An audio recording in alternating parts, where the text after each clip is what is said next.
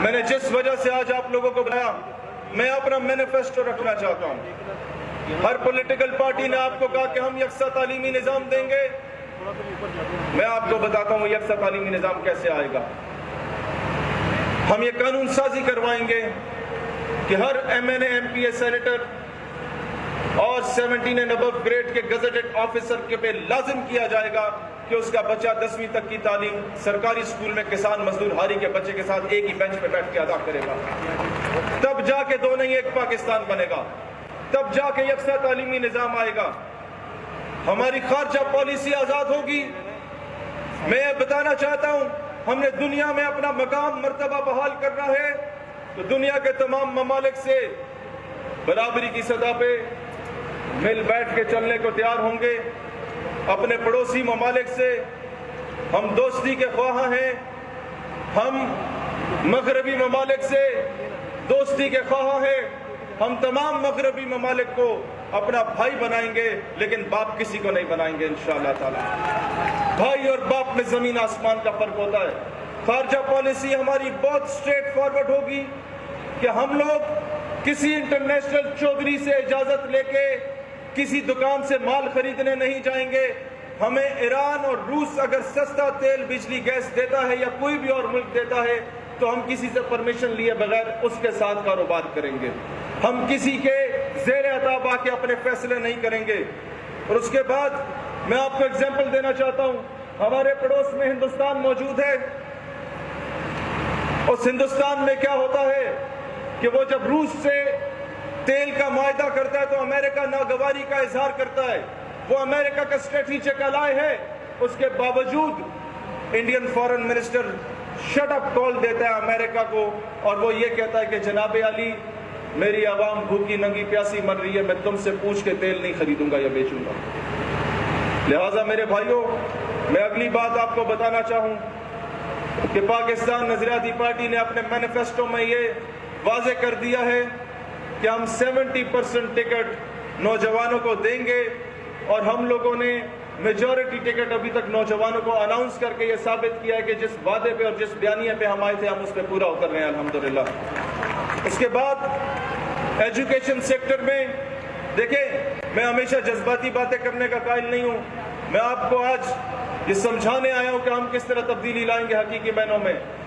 ہم یہ جو بورڈز کے امتحانات ہوتے ہیں، جب ہمارا اقتدار آیا ہم ان کو ختم کریں گے اور فنی اور تکنیکی تعلیم کو پروموٹ کریں گے، اسکل بیسڈ ایجوکیشن جسے کہا جاتا ہے۔ آئی ٹی کے سیکٹر کو پروموٹ کریں گے، فری لانسنگ کے مفت کورسز تمام سرکاری کالجز میں کروائے جائیں گے۔ اور اس کے بعد بلاول صاحب سے معذرت کے ساتھ، آپ ہمارے لیے قابل احترام ہیں، لیکن ہمارے دور حکومت میں بے نظیر انکم سپورٹ پروگرام کو ختم کر کے محترمہ فاطمہ جناح انکم سپورٹ پروگرام لایا جائے گا، جس ملک میں ایجوکیشن بجٹ صرف 65 ارب روپیہ ہو اور بے نظیر انکم سپورٹ پروگرام کا جو بجٹ ہے وہ 471 روپیہ ہو، 471 ارب روپیہ ہو۔ اس ملک کا پھر یہی حال ہوتا ہے کہ ساری دنیا آٹے کے لائنوں میں لگی ہوتی ہے اور مہنگائی کا دودھی بول رہا ہوتا ہے۔ ہم لوگ کیا کریں گے؟ ہم لوگ اس 471 ارب روپے کو فاطمہ جناح انکم سپورٹ پروگرام کے ذریعے کاٹیج انڈسٹریز لگا کے دیں گے، جو بنگلہ دیش والوں نے لگائی، جو چائنا والوں نے لگائی، اور غریب کسان مزدور ہاری کے گھر میں رہنے والی بسنے والی خواتین اور میری مائیں بہنیں بیٹیاں، ان کو گھر میں چھوٹی چھوٹی صنعتیں لگا کے دی جائیں گی۔ آپ یقین کریں ہمارے دور حکومت میں کسی کو بھی مہینے کے پہلے دن سڑکوں پہ بوڑھی ماؤں اور جوان بیٹیوں کو کھڑے ہو کے لائنوں میں آٹے کے تھیلے نہیں لینے پڑیں گے، انہیں گھر کو ان کا روزگار مل جایا کرے گا انشاءاللہ تعالی۔ ہم وہ ماڈل لے کے آئیں گے۔ اس کے بعد ہمارے دور حکومت میں ون سم پروگرام ہوگا، جو صرف پاکستان کی موبائل سم ہوگی وہ چلے گی، اس کے علاوہ باقی تمام ٹیلی کام نیٹ ورکس کو ہم لوگ اسی کے اندر ضم کریں گے۔ اس کی اگزامپل دینا چاہتا ہوں، دبئی میں اتصالات چلتی ہے وہ ان کی اپنی ہے، سعودیہ میں ایس ٹی سی اور زین چلتی ہے وہ ان کی اپنی ہے، تھائی لینڈ میں تھائی کام چلتی ہے وہ ان کی اپنی ہے۔ یہ صرف ہمارا ملک ہے جس نے پوری دنیا کی ٹیلی کام جو ہے وہ ادھر لا کے رکھا ہوا ہے۔ ہمارے دور حکومت میں صرف یو فون اور ایس کام چلے گا جو ریاست پاکستان کے اپنے ہیں، باقی تمام کو اس کے اندر ضم کیا جائے گا۔ روزانہ کے 10 سے 12 ارب روپیہ ٹیلی کام نیٹ ورک کی مد میں اور انٹرنیٹ پیکیجز کی مد میں ملک سے باہر جا رہا ہے۔ اور وہ دوسری چیز انٹرنیٹ، صرف پی ٹی سی ایل کو اجازت ہوگی کہ وہ پاکستان میں اپنی سروسز پرووائڈ کرے، باقی تمام انٹرنیٹ کمپنیز کو ہم لوگ پی ٹی سی ایل کے ساتھ مرج کر دیں گے۔ اسٹیٹ اونڈ کمپنیز ہوں گی، جو موبائل ایپس ہوں گی اسٹیٹ اونڈ ہوں گی، انٹرنیٹ ہوگا اسٹیٹ اونڈ ہوگا۔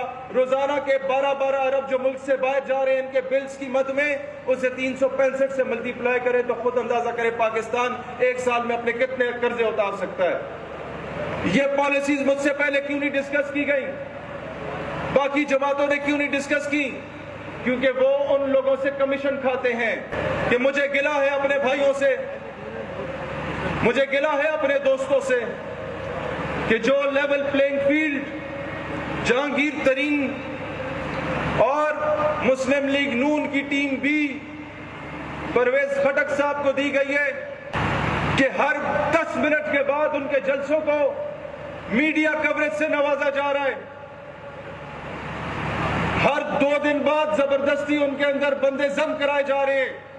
میرے بھائیوں، اس کی 10% لیول پلینگ فیلڈ اگر آپ ہمیں دے دیتے ہیں اور میڈیا کو لائیو کوریج کی اجازت دے دیتے ہیں تو جو بھگوڑا مینار پاکستان پہ ہاتھ میں کبوتر اٹھا کے کھڑا ہوا تھا، وہ بھگوڑا ایک ہاتھ میں بش اور ایک میں پالش بھی اٹھا کے کھڑا ہو جائے تو وہ کبھی وزیر اعظم نہیں بن سکتا۔ وہ جو برطانیہ میں برش اور پالش لے کے چلا جاتا ہے، وہ جو امریکہ میں چلا جاتا ہے یہ لے کے ان کے ساتھ، وہ جو مرضی کر لے، وہ وہاں سے جتنا مرضی سفارشیں اور آشیرواد لے کے آ جائے، وہ کبھی نہیں بن سکتا۔ کہ محب وطن نوجوانوں کو مین سٹریم میں آنے دیا جائے، ان کو انکریج کیا جائے۔ ہم لوگوں کی قربانیاں کسی سے ڈھکی چھپی نہیں ہیں۔ ہمارا انٹیریئر منسٹر اس بات سے بہت اچھے طریقے سے واقف ہے کہ جب لوگ گھبرایا کرتے تھے بلوچستان جانے سے، اس وقت جب لوگوں کو لینڈ مائنز لگا کے اڑا دیا جاتا تھا، شہید سیالوی نے اس وقت بلوچوں، براویوں، پشتونوں اور ہزارے وال کو اکٹھا کر کے پاکستان کا پرچم تھمایا تھا اور ایک کیا تھا اور انڈین ایجنٹس کو شکست دی تھی۔ اللہ تعالیٰ ان کے میر غلام قادر میسوری کے درجات بلند فرمائے۔